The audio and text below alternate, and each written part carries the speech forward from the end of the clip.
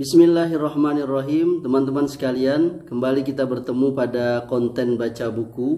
Kali ini kembali saya akan membacakan buku yang ditulis oleh Syekh Muhammad bin Shalih Al-Utsaimin yang berjudul Talqis Al-Hamawiyah, yang diterjemahkan ke dalam bahasa Indonesia oleh Al-Ustadz Zainal Abidin, dan buku ini diterbitkan oleh Pustaka Imam Bonjol.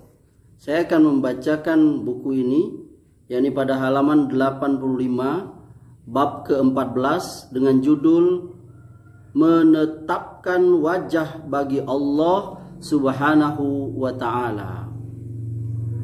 Mazhab Ahlus Sunnah wal Jamaah menetapkan bahwa Allah memiliki wajah yang hakiki, yang sesuai dengan kebesarannya dan mempunyai sifat kebesaran dan kemuliaan.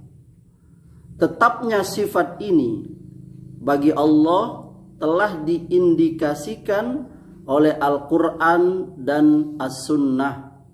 Di antara dalil Al-Quran adalah firman Allah Ta'ala, wa yabqa wajhu rabbika zul jalali wal ikram, dan tetap kekal wajah Rabbmu yang mempunyai kebesaran dan kemuliaan. Ar-Rahman ayat 27. Di antara dalil As-Sunnah adalah sabda Nabi sallallahu alaihi wasallam dalam doa yang ma'thur, wa as'aluka lazzatan nazari ila wajhika wa syauqi ila liqaika, dan aku memohon kepadamu kenikmatan memandang wajahmu dan kerinduan akan perjumpaan denganmu. Hadis diriwayatkan oleh An-Nasai dalam As-Sughra nomor 1405. Wajah Allah Ta'ala adalah salah satu sifat zatiyah Allah yang tetap baginya, serta hakiki dalam kurung bukan majas, dengan bentuk yang sesuai dengan kebesarannya. Tidak dibenarkan merubah maknanya menjadi ganjaran pahala. Ditilik dari beberapa sisi. Di antaranya, pertama, hal itu menyelisih konteks nas, dan sesuatu yang menyelisih konteks nas membutuhkan dalil yang menguatkannya, sedangkan tidak ada dalil atas hal ini. Kedua, wajah yang tercantum dalam nas ini disandarkan kepada Allah Subhanahu wa Ta'ala, dan sesuatu yang disandarkan kepada Allah bisa merupakan sesuatu yang berdiri sendiri dan bisa pula tidak berdiri sendiri. Jika hal itu berdiri sendiri, berarti ia makhluk dan bukan termasuk sifat Allah. Seperti Baitullah dalam kurung rumah Allah dan unta Allah.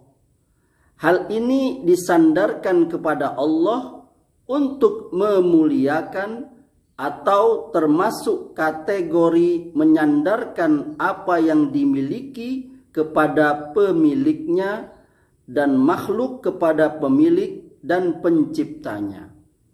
Jika hal itu tidak berdiri sendiri, berarti itu sifat Allah, bukan makhluk, seperti ilmu, kekuatan, kemuliaan, kalam, tangan, mata Allah, dan sebagainya.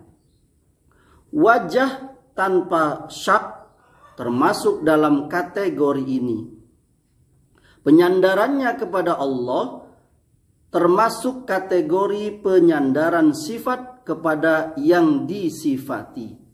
Ketiga, pahala adalah makhluk terpisah dari Allah Ta'ala, dan wajah adalah salah satu sifat Allah, bukan makhluk, dan tidak terpisah dari Allah. Maka bagaimana bisa ini ditafsirkan dengan itu? Keempat, wajah tersebut memiliki sifat yang tercantum dalam nas berupa kebesaran dan kemuliaan, dan bahwasanya wajah tersebut memiliki nur atau cahaya yang dimintai perlindungan. Hal itu tercantum dalam doa Nabi Shallallahu Alaihi Wasallam ketika kembali dari Taif setelah penduduk Taif menolak dakwah beliau. Diriwayatkan oleh Muslim nomor 179 dari hadis Abu Musa radhiyallahu anhu. Hadis ini akan datang pada bab ke-16 halaman 56.